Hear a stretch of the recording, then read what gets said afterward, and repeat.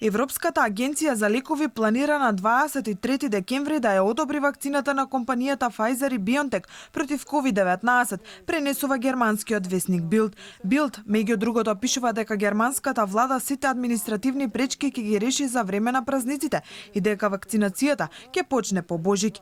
Во меѓувреме, последните податоци на студијата спроведена од американски истражувачи покажува дека речиси секое четврто лице може да не ја добие вакцината против COVID-19 до 2022 година, затоа што побогатите земји резервираа над 50% дози на вакцини.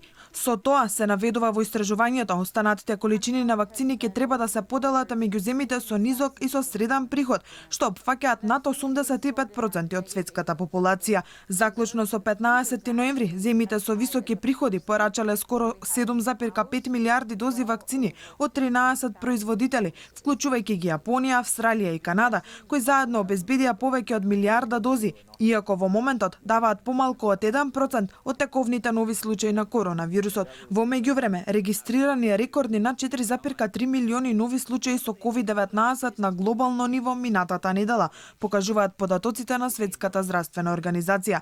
Битката со коронавирусот минатата недела ја загубиле 75.000 луѓе. Според Светската здравствена организација, Америка и Европа го носат товарот на пандемијата со 85% нови случаи и 86% починати. За да се спречи ескалацијата на состојбата, речиси сите европски земји излегоа со апели за одговорно празнување на Божик и Нова година, а ги заострија и мерките. Германија денеска го минува првиот ден од карантинот со заострени мерки, кој ќе трае најрано до 10 јануари, а беше воведен во пресрет на празниците. Затворени се сите продавници, дуќани, театри, а работат само неопходните, односно супермаркетите, аптеките и банките. Се затворија и училиштата, а наставата се префрли онлайн. Баровите и рестораните исто така ставија клуч на врата, а работат само оние што вршат достава на храна и служат храна за носење.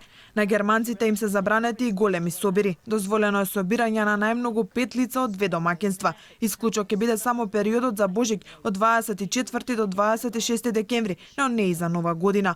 Франција пак за време на празниците ќе има полициски час кој ќе трае од 20 до 6 часот, во кој граѓаните ќе смеат да ги напуштаат домовите само со дозвола. Исклучок од ова правило ќе биде бадник, додека новогодишната ноќ французите ќе ја поминат во полициски час. Рестораните и баровите се затворени до 20 јануари.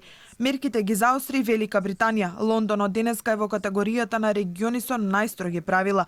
И таму не работат баровите и рестораните, освен оние што продаваат храна за носење и вршат достава, а затворени се и забавните паркови, театрите, кината. Речиси идентични рестрикции воведени од вчера и во Холандија. Нови мерки се очекува да воведе Италија. Италијанската влада размислува за рестрикции за Божикњата и новогодишната ноќ, пренесуваат медиумите. На 3 часа пред дочекот на новата година, Турција ќе влезе во целосен карантин кој ќе трае до утрото на 4 јануари. Пред неколку дена председателот Реджеп Тајип Ердоган соопшти дека во 21 часот на 31 јануари ќе стапи во сила полициски час кој ќе трае до утрото на 4 јануари.